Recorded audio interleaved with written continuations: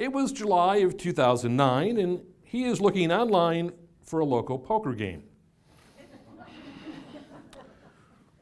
One of the results is a website called plentyoffish.com. He does not know what the object of the website is, but he likes to fish, so he clicks on it. A friend had previously told him that in today's day and age, you don't meet people at a bar, but through internet dating sites. This must be what Jerry was talking about. He fills out his profile. He reworks it a dozen times. He decides not to contact any women. He figures the ladies are all being accosted by the guys on the site, so he waits to hear from the ladies. A dozen women respond.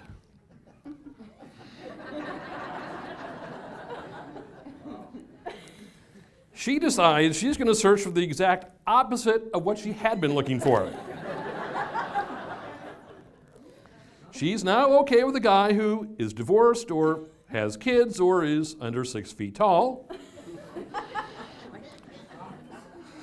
He says that she lowered her standards to 5 feet 6.5 inches.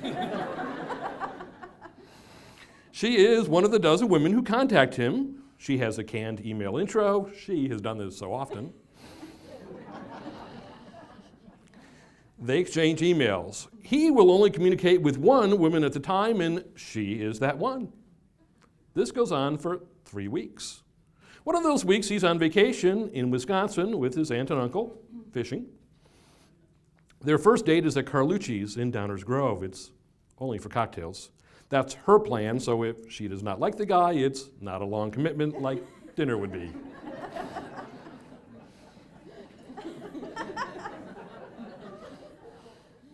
They talk for 3 hours. It's very comfortable.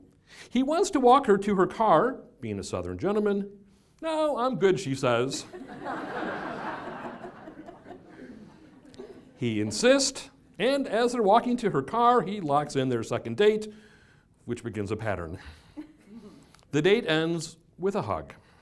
They go out on dates once or twice a week. She wants to see if he will crack,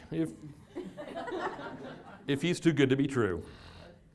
They have a first kiss, but neither can remember where or when.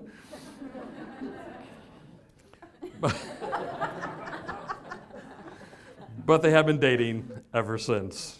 Together, they enjoy antique marts. She is looking for perfume bottles, he for anything nature-related, exploring Atlanta and eating at non-chain restaurants, watching sports, even if it is opposing teams, traveling and being with family, friends, and their 4-legged babies, their dogs, Daisy and Maggie. How did Mike propose to Melissa? They had not looked at rings together. Melissa and her girlfriend, Johanna, look at rings together, and Johanna sparks the ring search. Dude, you got to do this. Let's get going. She takes him to the jeweler that she and Melissa had been to. He buys the ring in February of last year. The following month, Melissa's mom comes down to celebrate her birthday. Melissa and her sister, Cindy, her matron of honor, go out to get their nails done. He puts a Kleenex box and a bottle of Amaretto, her favorite drink, in front of Jerry. I've got to ask you something. Pointing the 2 items in front of her, he says, I don't know how this is going to go.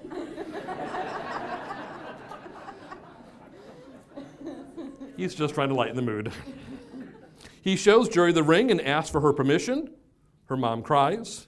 She says she always considered him part of the family. 2 weeks later, it's a Monday, March 25th of last year, the day they close on their house. They go to work, and then they meet at the closing office at 10 a.m. They sign all the paperwork and go back to work. It's 4:30 p.m. They meet up at the house they just bought. She brings Daisy and Maggie, their dogs. He walks in, she's on the computer and on the phone. He has 24 red roses. She feels like a jerk.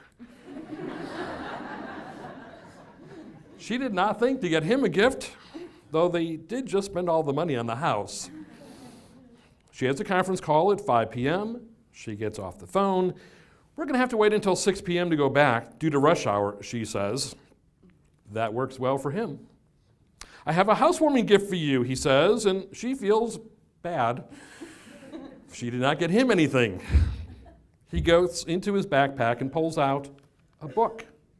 It's not wrapped. She thinks it may be a cookbook or how to be a better housekeeper. As a joke.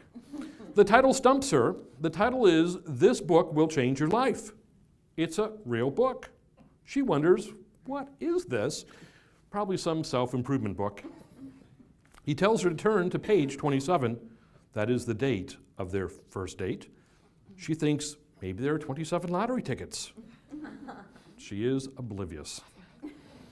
He had cut out pages and put a ring in the hole. Now she knows what's happening. She yells out, "Is this my moment?" And then she says it again, loudly. The dogs are jumping. He gets down on one knee. "Love of my life, will you marry us?" Referring to the two dogs jumping. She says yes right away. He puts the ring on her. It fits perfectly. She loves the ring, diamonds and sapphires.